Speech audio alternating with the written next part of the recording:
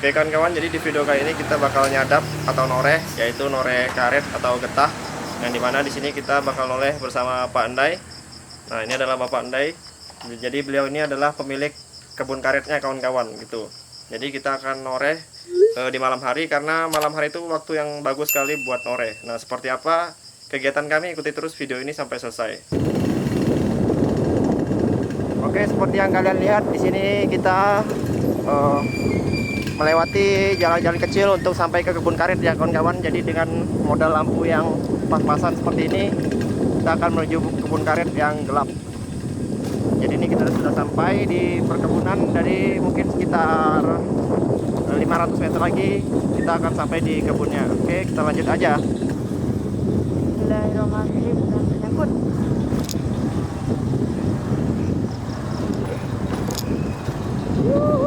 Oke kawan-kawan, jadi kita udah sampai di perkebunan sawitnya. Jadi kita langsung aja ke bagian yang sebelah sana dulu kawan-kawan. Nanti di bagian sini terakhir gitu ya. Jadi ini kita sedang menuju karet yang bagian sebelah sana, yang bagian paling pertama sekali. Dan posisinya agak jauh ya kawan-kawan. Nah, jadi kondisinya hari ini tuh cuacanya sangat bagus sekali. Cuacanya kebetulan cerah, maka dari itu Pandai memutuskan untuk noreh gitu kawan-kawan. Oke, jadi ini kita noreh dulu di pohon karet yang pertama ya kawan-kawan. Nah jadi setelah dilukai, lalu di bawah itu dikasih wadah untuk karetnya netes, nampung lah ya, untuk menampung karetnya yang netes ke sini. Jadi getahnya ditampung di situ ya kawan-kawan. Habis itu kita pindah ke mana lagi nih? lanjut jalan ke depan, Oke, kita lanjut jalan ke depan. Ini sebutannya jinton katanya. Oh, itu jinton ya namanya ya. Ini jinton ini. Nah, ini namanya jinton. Dulu baru kita toreh lagi. Jadi jinton yang udah kering itu, karet yang udah kering itu dinamakan jinton, lalu dimasukkan ke dalam ember. Nah ini kita lukai lagi pohon karetnya, lalu kita kasih wadah lagi. Nah oke, ini kita lanjut ke pohon yang ketiga kawan-kawan. Nah. Ini makan keren.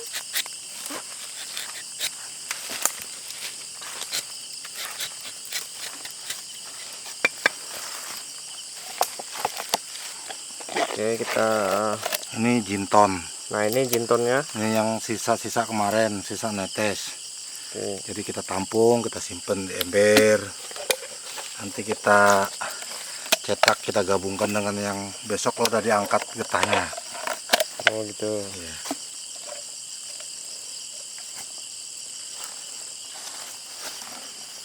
Ini keringnya berapa lama dia? Ini kalau malam dia netesnya sampai pagi. Oh gitu. Soalnya kan cuacanya dingin. Ya. Makanya kebetulan cuaca bagus malam ini, nggak hujan, cerah. Saya putuskan untuk noreh malam. Biasanya subuh, habis sholat subuh. Ini karena cuaca bagus, kita coba malam. Oke. Karena hasilnya pun akan menjadi 2 kali lipat gitu. Kalau pagi, kalau subuh kan waktunya bentar, Ya. paling 3 jam. Selesai norehnya baru kita angkat. Kalau malam kita mulai jam 7, nanti sampai subuh, pagi jam 6 kita angkat, berapa jam, jadi hasilnya alhamdulillah ya 2 kali lipat lah dari biasanya. Oh, sip. Jadi hasilnya double ya Om ya. Ya, ya. Oke, ini cara melukainya seperti ini ya kawan-kawan. Tuh, ini pisaunya khusus ya, Pak Anda Nah, ya? ini pisaunya khusus, ini pisau sebutannya pisau sadap atau pisau toret. Oh.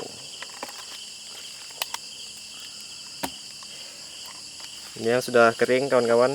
Jadi getah yang telah mengering itu dinamakan dengan jinton. Jinton. Nah, ini sisa-sisa bekas torehan kemarin ini.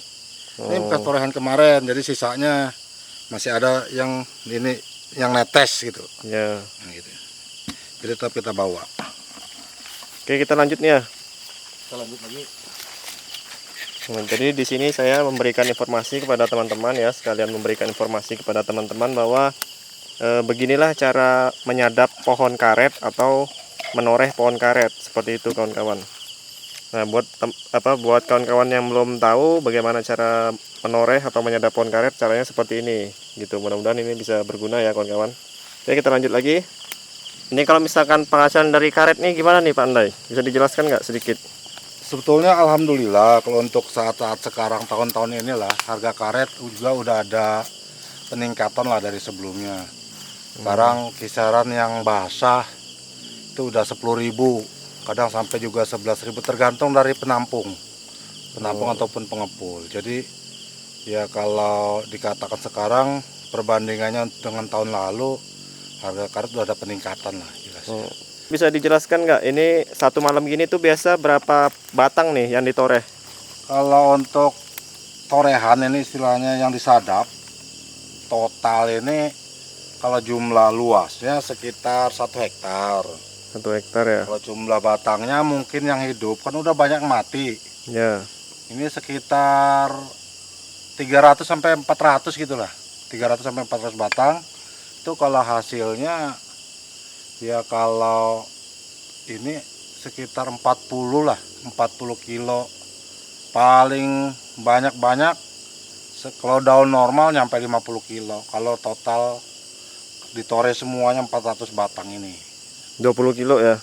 40 kilo. 40 kilo ya, Ya. oke. Jadi 40 kilo kalau kita kalkulasikan dengan harga 10.000, ya alhamdulillah mungkin dapat ya bisa hitung sendiri lah 400.000. Kalau mau turun yang penting nggak males ya kita bisa ada hasil. Kalau untuk harga sekarang Ya.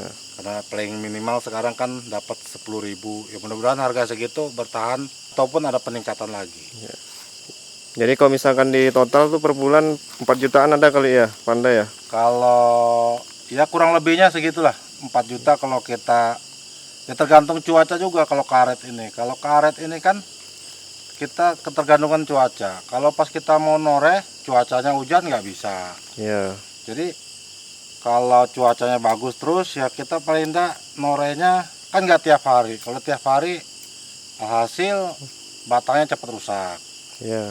Ya namanya pohon kita rusak ya ditorehnya sampai dengan ngerusak nih. Ya. Ini kan kalau tiap hari ya lama-lama dia sakit juga.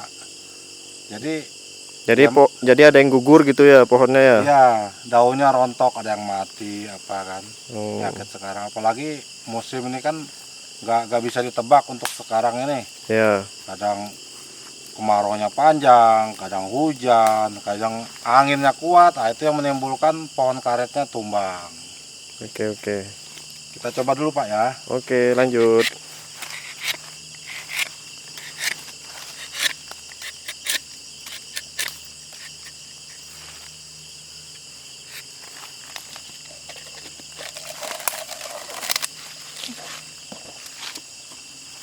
Ini berarti diolahnya besok pagi ya, Pandai ya? Ini diolahnya besok pagi jam 6 tuh udah kita angkat. Jadi kita cetak jam 6. Jadi jam 6 jam 7 udah selesai. Nanti kita kumpulkan ya dalam jangka waktu 1 bulan baru kita bawa ke pengepul. Oh gitu. Oke. Lanjut lagi, Pandai. Oke kawan-kawan, karena di sini tuh sangat gelap sekali ya, sehingga kita juga digigiti nyamuk gitu kawan-kawan. Jadi di sini kami pengen bikin bakaran dulu ya untuk ya paling tidak untuk meminimalisir inilah gigitan nyamuk gitu kawan-kawan, dan juga untuk sebagai penambah penerangan seperti itu kawan-kawan.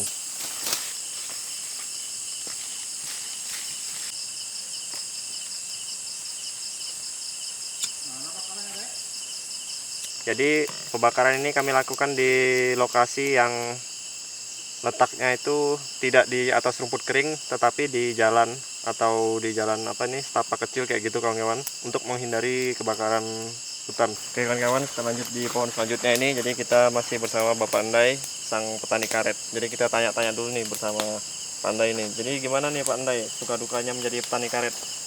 Ya kalau suka dukanya ini kita yang harus dijawab sukanya dulu apa dukanya dulu. Ya suka dulu aja lah, suka. Kalau sukanya, kalau udah terkumpul dibawa ke pengepul kita jual, duit ya menghasilkan. Alhamdulillah bisa untuk keperluan anak istri, keperluan keluarga. Ya dukanya ya pasti ada. Pada waktu kita baru noreh separuh jalan, tiba-tiba hujan turun. Jadi nggak ada hasil, jadi nggak bisa diambil hasilnya. Kadang kita pada waktu nunggu masa dia netes nih sampai ya kalau kita nori subuh kan paling 2 jam atau 3 jam. Begitu kita mau ngangkat, cuaca tiba-tiba mendung lalu hujan, jadi nggak keangkat, campur air. Itulah dukanya. Kayak yang jelas kalau sukanya hasilnya udah dijual, kita membawa uang untuk keluarga. Ya, Pak. Kalau ini apa Pak Nay, noreh ini seminggu berapa kali kira-kira? Kalau seminggu ya sebetulnya bisa juga tiap hari, cuman kita nggak terlalu dimaksimalkan, mungkin lebih bagus ya seminggu 3 kali lah. Oh gitu ya. Seminggu 3 kali, jadi kita untuk perawatan batang karetnya juga nggak rusak, nggak terlalu diporsir gitu batang karetnya. Sekaligus untuk memulihkan batangnya dulu lah ya, ngasih Ya. waktu dia untuk pulih gitu ya. Nah, jadi kan kalau kita porsir, jangankan pohon, kita aja kalau diporsir tiap hari kerja ambruk juga, apalagi pohon. Ya, ya. Betul Pak Nay. Nah, kita lanjut lagi Pak Nay. Oke. Itu udah satu ya. Sampah. Itu Hati-hati di sini kawan-kawan, di sini banyak semut ya. Tuh, nih. Jadi ini korban digigit tuh dia. Parah dia, korban digigit semut. Kawan-kawan, jadi yang namanya hutan itu kan pasti banyak binatangnya ya kawan-kawan ya. Kalau misalkan kawan-kawan panen karet malam-malam itu ya usahakan harus berhati-hati dan pakai sepatu bot. Jadi di sini tuh kami nggak ada yang pakai sepatu bot karena memang tadi nggak ada rencana, jadi tiba-tiba Pak Ndai pengen panen ya, jadi kita langsung aja meliput gitu.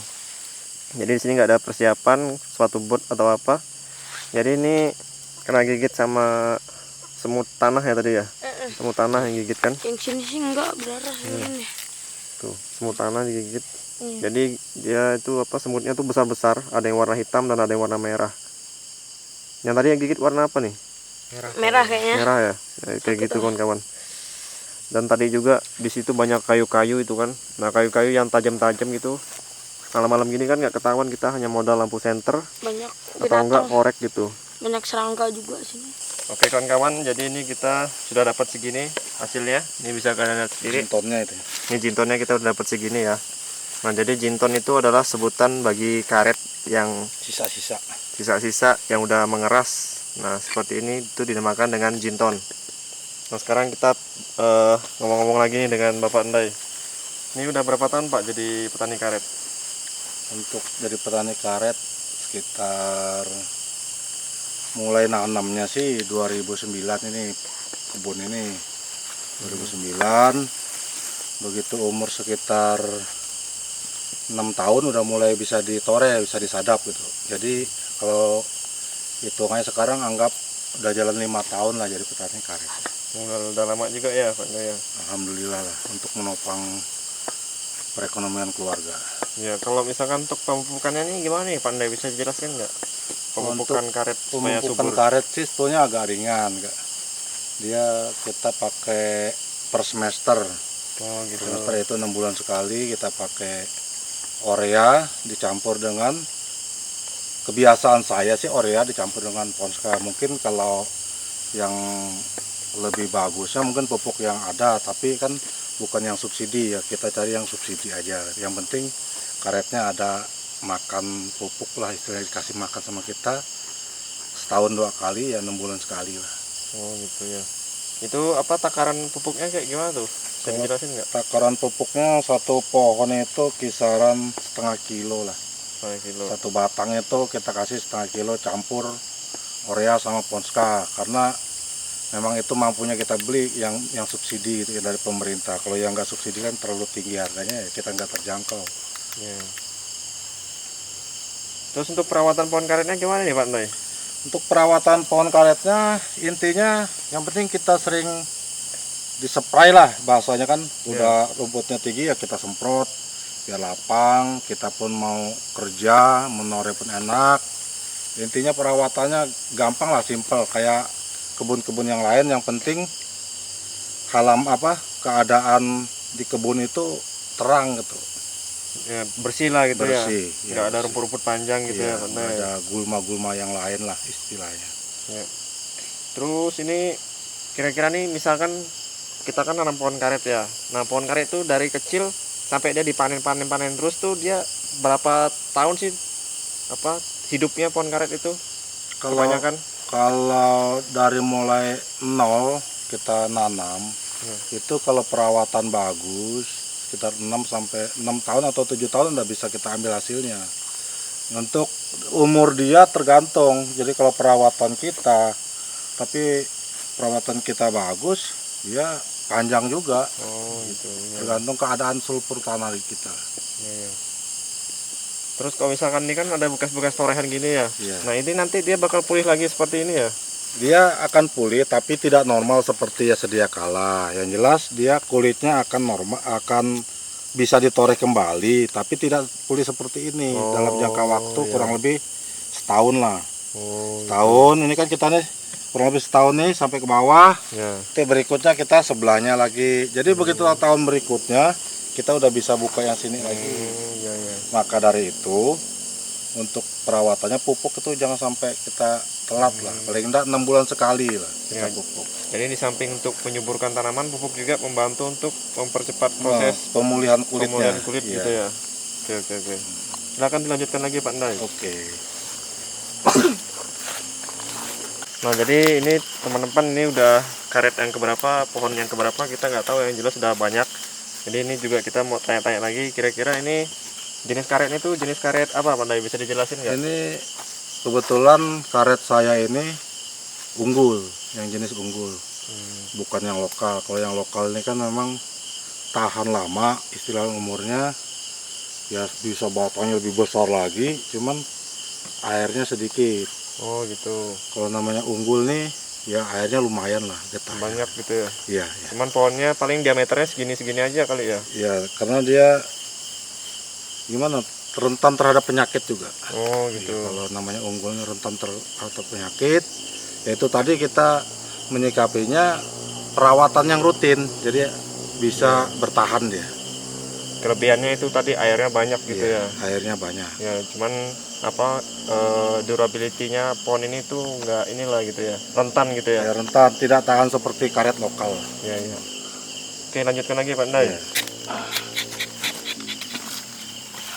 Jadi ini pohon karetnya ini diameternya cukup besar ya kawan-kawan, bisa lihat sendiri. Nah.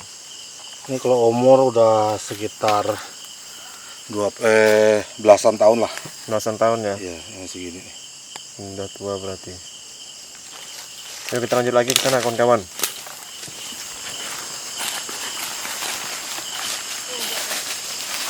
Oh, jadi ada pertanyaan lagi nih Pak Ndai nih. Ini berapa jam waktu yang dibutuhkan untuk supaya karet ini bisa kering jadi jinton itu? Kalau pembekuan lebih cepat ya, paling hitungan paling lama 10 menit kalau kita udah ambil hasilnya. Itu sekitar paling lama 10 menit karena udah kita campur dengan cuka getah sebutannya. Ya zat asam lah itu lah, sama zat asam. Jadi cepat dia membekunya. Jadi untuk mempercepat itu tadi dikasih cuka getah ya gitu ya. Zat asam. Nah, terus ini kira-kira ada nggak tips buat para petani yang baru pengen mulai tanam karet, mulai budidaya karet tuh, ada nggak tipsnya Pak Ndai, bisa dikasih mungkin buat penonton kita di rumah supaya lebih mendapatkan informasi yang lebih banyak lagi? Ada ya, kita berbagi aja pengalaman saya ya dalam memilih.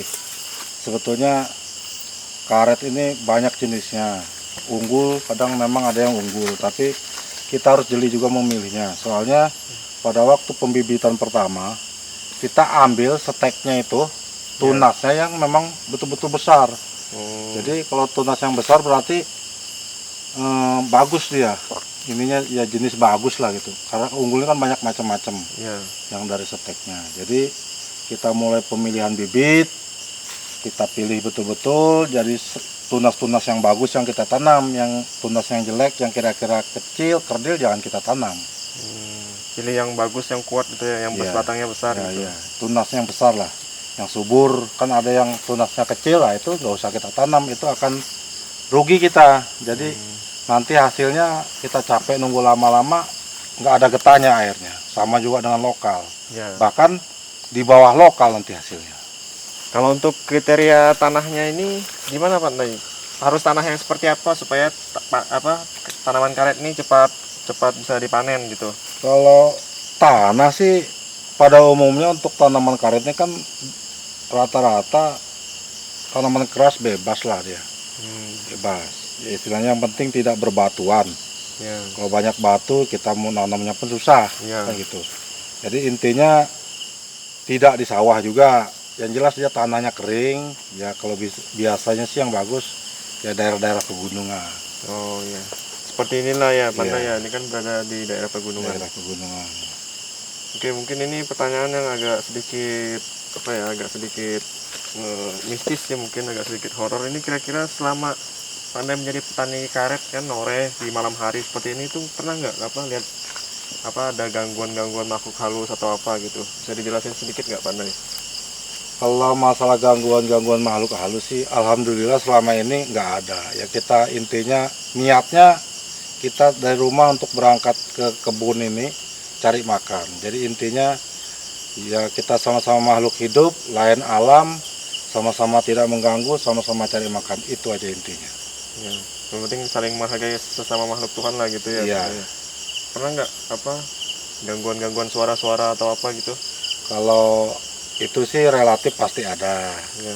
Yang namanya kita di tengah hutan, cuman kita pasrah aja. Itu tadi niat kita mencari rezeki untuk menghidupi keluarga, ya sama-sama tidak saling mengganggu lah. Iya, betul Pak Nay. Oke kawan-kawan, jadi ini kita udah malam juga ya, dan juga nyadapnya juga udah mau selesai. Jadi terima kasih informasinya Bapak Nay. Iya. Semoga informasi ini bisa bermanfaat buat teman-teman yang menonton video ini. Oke, jadi setelah ini kan ada tahap berikutnya lagi ya. Ya kita persiapan ini kan udah mau finishing, udah mau selesai lah. Intinya udah mau selesai. Ya. Persiapan besok kita ngangkat, ambil hasilnya, terus kita cetak. Oke. Itu udah bagian terakhir. Oke. Mungkin itu akan kita lanjutkan di besok pagi ya Pak Nay ya. Siap. Oke. Oke, jadi kawan-kawan segitu dulu videonya. Jadi untuk tahap selanjutnya akan kita bahas di next video. Sekian dulu dari saya. Jangan lupa untuk subscribe, like, komen, dan share. Semoga video ini bisa bermanfaat buat kalian. Terima kasih telah menonton. Assalamualaikum warahmatullahi wabarakatuh.